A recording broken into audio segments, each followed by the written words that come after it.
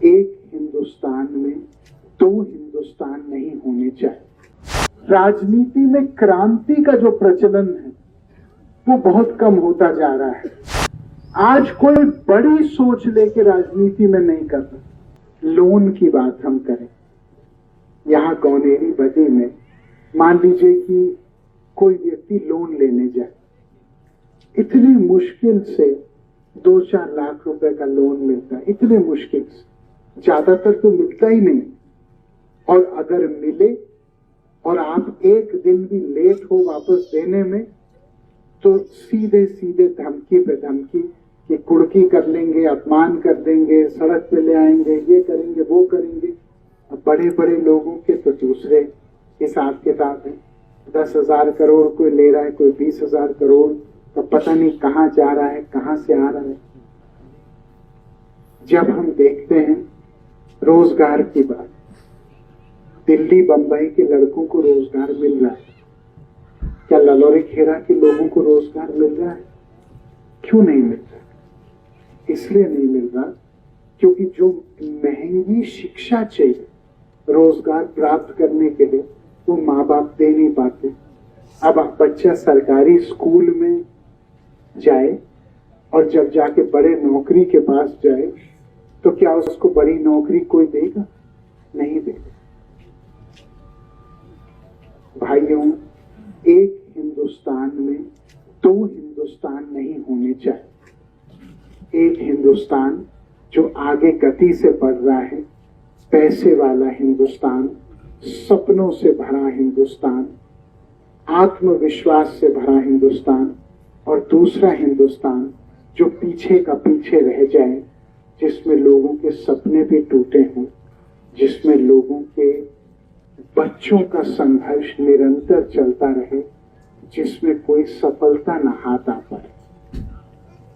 वरुण गांधी की लड़ाई है इन दोनों हिंदुस्तानों के बीच में एक सेतु का काम करने का, ताकि आप सारे लोग जो बात किसी कारणवश उठा नहीं पाते, किसी कारणवश आप बात रख नहीं पाते, किसी कारणवश आपकी आवाज सीमित रह जाती है, वरुण गांधी बहादुरी से आपकी आवाज उठाए, आपकी लड़ाई लड़े, ताकि जो संघर्ष और जो जटिल समस्या जो आपको अपने जीवन में दबना पड़ा, आपके कम से कम बच्चों को आगे दबना ना पड़े, उन लोगों को इस समस्या का संघर्ष नहीं।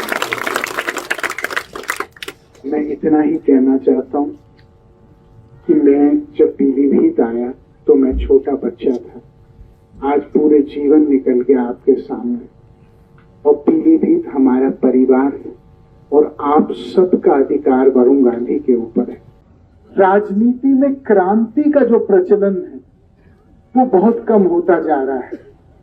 पहले राजनीति में चाहे भगत सिंह हो, चाहे चंद्रशेखर आजाद हो, मौलाना आजाद हो, गांधी को हम बहुत बड़े क्रांतिकारी मानते हैं, पंडित जी जो भी हो, सरदार वल्लभ भाई पटेल हो, उनकी सोच ये थी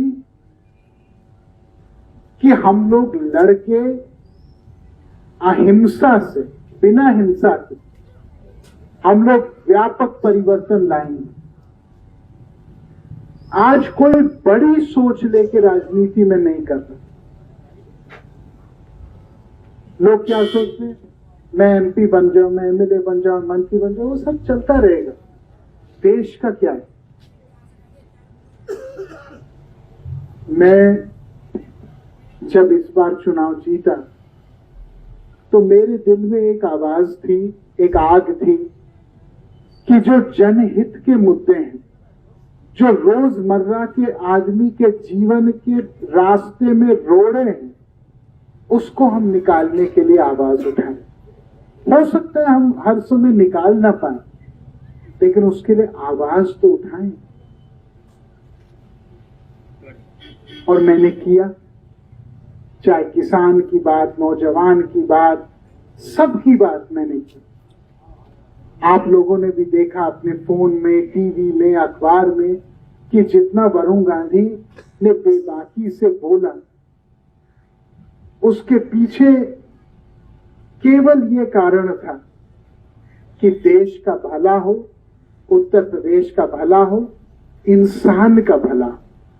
आज भी जब आप थाने जाते हैं, जब आप तहसीलदार से मिलने, अधिकारियों से मिलने जाते हैं, चाहे वो आपके बच्चों की उम्र के क्यों ना हो, आपको बात बहुत दबे जबान में करनी पड़ती है। क्या मैं सही कह रहा हूं कि मैं गलत कह रहा हूं? आपको दिल के ऊपर पत्थर रख के, भले वो आपसे उम्र में बहुत कम है, आपको कहना पड़ता है, साहब जरा देख लीजिए, हम गरीब आदमी हैं, साहब जनाब थोड़ा देख लीजिए, रहम करिए। क्यों?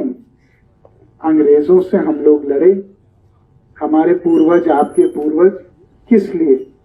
ताकि हिंदुस्तानियों को कभी दबना ना पड़े किसी के सामने। लेकिन आज अगर हिंदुस्तानियों को इस व्यवस्था से, इस ढांचे से दबना पड़े तो फायदा क्या है? मैं किसी एक दल या व्यक्ति की बात नहीं कर रहा, लेकिन जब हर चीज में जंग लग जाता है तो फिर हर चीज का हिसाब किताब वही होता है। आज आप देखिए